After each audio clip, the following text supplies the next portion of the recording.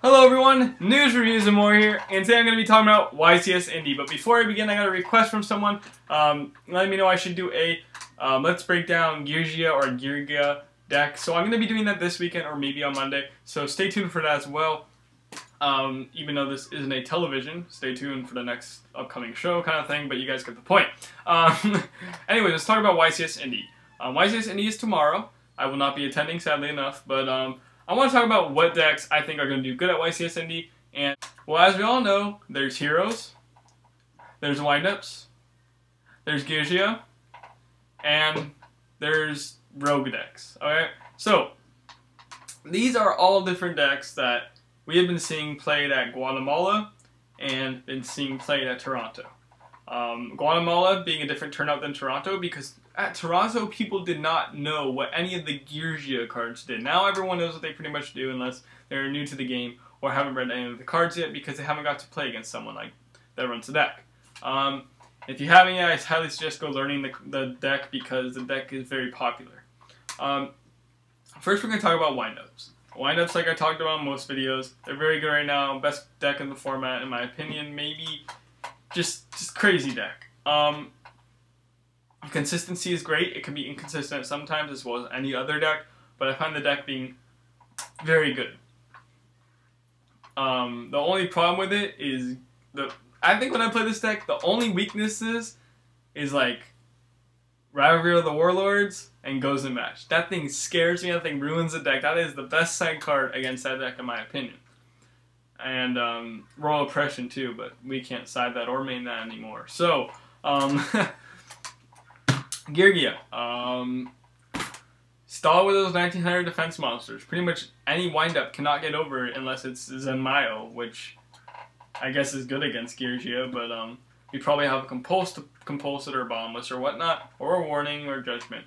So it's a good kind of fair matchup. If you have Geargias and you have windups, if you put them together and make them duel, it's really kind of like a 50-50 thing. Because if Geargia runs like Maxis and Valors and windups run like windups, it's a really fair match, I think. So that's going to be very interesting. There's going to be a tie in between those two. I think those two decks are the best ones right now. If you guys disagree, that's okay because we all have our own opinions. But I also want to talk about heroes. So we're going to talk about heroes now.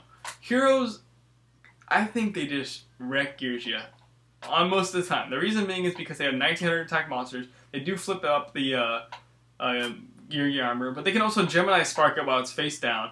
They can bomb us. They have Miracle Fusion. They have Super Poly. They have all this stuff. All these answers to everything. This hero deck, not just to Geargia, but to windups, and have pretty much answers to everything. I find heroes being a very good deck. I definitely am expecting to see at least 4 of those in the top 32 of YCS Indy. I'm also expecting to see at least like 4 to 10 Geargia, maybe a little less, maybe a little more. And windups, I'm expecting to at least see maybe 40-30% of the decks at top YCS Indy being windups. Sorry, I drew a blank there. Skill drain decks like rogue decks, Burn, Final Countdown, what's the other one called? Exodia, yeah, that one. Those decks are rogue decks in my opinion, as well as, I don't know, weird decks, you know? Decks are tier 4 and above. I don't know, like talking about Yu-Gi-Oh! And tiers, but you get the point. Those decks have a small chance of getting. I see at least 1 or 2 of those decks being in the top 32, maybe top 64.